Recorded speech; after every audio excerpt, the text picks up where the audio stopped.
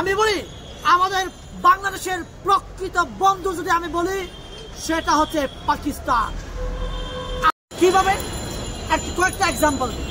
ভারত যদি আমাদের প্রকৃত বন্ধু হয়ে থাকে তাহলে ভারত আমাদের সীমান্তে কেন কাঁটাতারে বেড়া দেয়? ইউরোপে 26টা দেশ আছে, 26টা দেশে একটা দেশের সাথে অন্য একটা দেশের মধ্যে একটা ইট, সিঙ্গেল একটা ইট বর্ডারে নাই। তাহলে এরাই হচ্ছে প্রকৃত বন্ধু রাষ্ট্র। আর আমার বন্ধু রাষ্ট্রের নমুনা বলি আপনাকে, আমার বন্ধু রাষ্ট্রের নমুনা কাঁটাতারে ফেলানিকে গুলি করে ঝুলিয়ে রাখে। আমার বন্ধু রাষ্ট্রের নমুনা স্বর্ণা দাসকে গুলি করে বর্ডারে হত্যা করে। আমার বন্ধু রাষ্ট্রের নমুনা আমার দেশের যে সমস্ত ব্যবসায়ীরা আপনার বর্ডার দিয়ে নিয়ে আসতে ওদেরকে অবৈধ ব্যবসায়ী বলে গুলি করে হত্যা করে। এটা হচ্ছে আমার বন্ধু রাষ্ট্রের নমুনা। আর কয়েকটা নমুনা বলি আমি।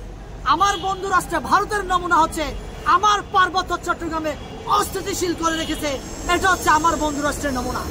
আমার বন্ধু রাষ্ট্রের নমুনা ওটাই আমাকে আপনার শেখ মুজিবকে দিয়ে আমার মতো আমার যে ছোট ছোট যে সমস্ত জাতি আছে তাদেরকে বাঙালি হয়ে যেতে পারে।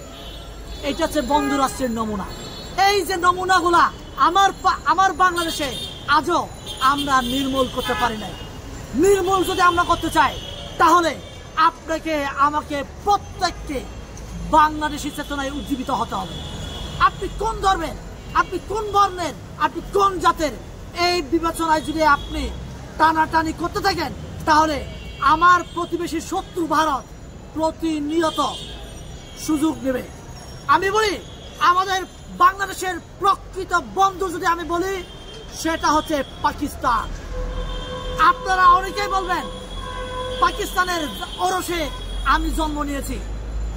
আরে ভাই, আমার কথা হচ্ছে পাকিস্তানে ওরসে জন্ম নেওয়া লাগবে না।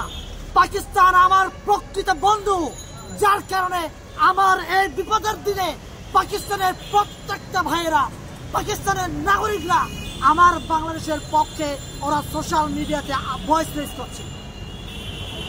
আমার বন্ধু রাষ্ট্র ভারত তাহলে আমাকে নিয়ে 24 ঘন্টা প্রপাগান্ডা করে বেড়ায় বাংলাদেশে নাকি হিন্দু মন্দির পুড়ে ফেলা হচ্ছে, বাংলাদেশে নাকি সংখ্যালঘুদেরকে খুন করা হচ্ছে, মেরে ফেলা হচ্ছে, নানা বাড়িঘর পুড়ে ফেলা হচ্ছে। তাহলে এইটাই আমার বন্ধু রাষ্ট্রের নমুনা। কথা আছে বিপদের দিনে যে বন্ধু সেই প্রকৃত বন্ধু। আমার বাংলাদেশে এখন বিপদ চলছে, এই বিপদের দিনে পাকিস্তান আমার পাশে এসে দাঁড়িয়েছে। তাই আমি মনে করি পাকিস্তান আমার প্রকৃত বন্ধু। বাংলাদেশের 20 কোটি জনগণকে আমি বলতে চাই, ভাই আপনারা পাকিস্তানকে বন্ধু রাষ্ট্র হিসেবে মেনে নেওয়ার জন্য সরকারকে প্রেসারাইজ করেন। ভারতকে আমাদের শত্রু রাষ্ট্র হিসেবে চিহ্নিত করে প্রেস ব্রিফিং দেওয়ার জন্য বাংলাদেশের সরকারকে আমাদের প্রেসার দিতে হবে। এখন আমি বলি আমার পার্শ্ববর্তী রাষ্ট্র ভারত আমাদেরকে বলে চাল, ডাল, বেগুন, লবণ ওরা নাকি আমাদেরকে দেয়। আমরা কি ভিক্ষা করে নেই নাকি? আমরা কি ভিক্ষা করে নিয়ে আসি? আমরা আমাদের পকেটে টাকা আছে, আমাদের যোগ্যতা আছে, সক্ষমতা আছে, আমরা কিনে নিয়ে আসি, আমরা মাকড়া নিয়ে আসি না।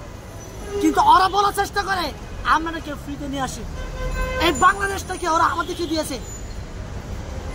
তোদের বাপের স্বার্থ ছিল নাকি এই বাংলাদেশকে দেওয়ার? তোমরা বাংলাদেশকে এই 16 ডিসেম্বরের আগে সাহায্যের নামে বাংলাদেশ থেকে আমাদের যে অস্ত্র আছে, যে সম্পদ আছে, সবগুলো তোমরা লুটপাট করে নিয়ে গেছো।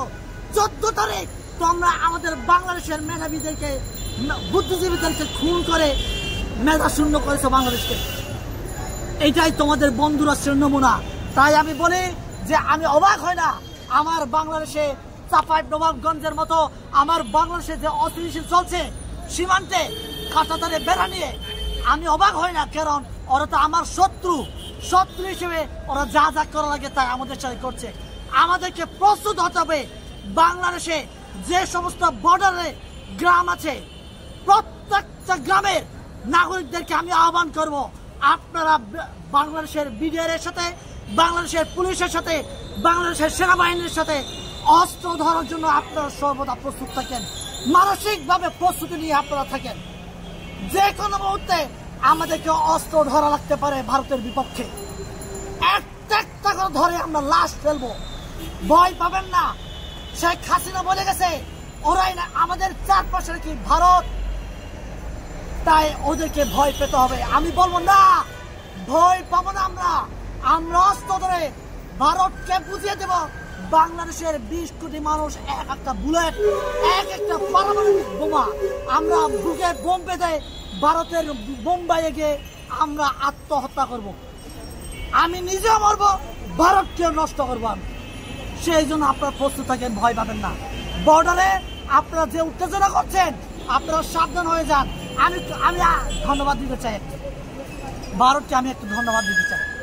ভারত আমাদের বর্ডার সীমান্তে এরা আক্রমণ করার যে সুযোগ পায়তারা করছে, এই মানে এটার জন্য আমরা হিন্দু, বৌদ্ধ, খ্রিস্টান, মুসলমান, বাঙালি, চাকমা, মামার, খিয়াং, বাংলাদেশের যত ধর্ম আছে, যত জাতি আছে, আমরা প্রত্যেকের মনে দেশপ্রেম জাগ্রত করার জন্য ওরা সাহায্য করছে।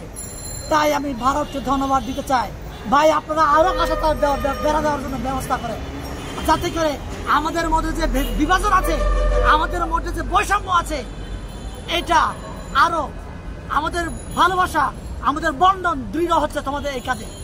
তাই তোমরা করে যাও, আমরা আমাদের বাংলাদেশে রক্ষা করার জন্য সর্বদা আমরা প্রস্তুত আছি। ধন্যবাদ।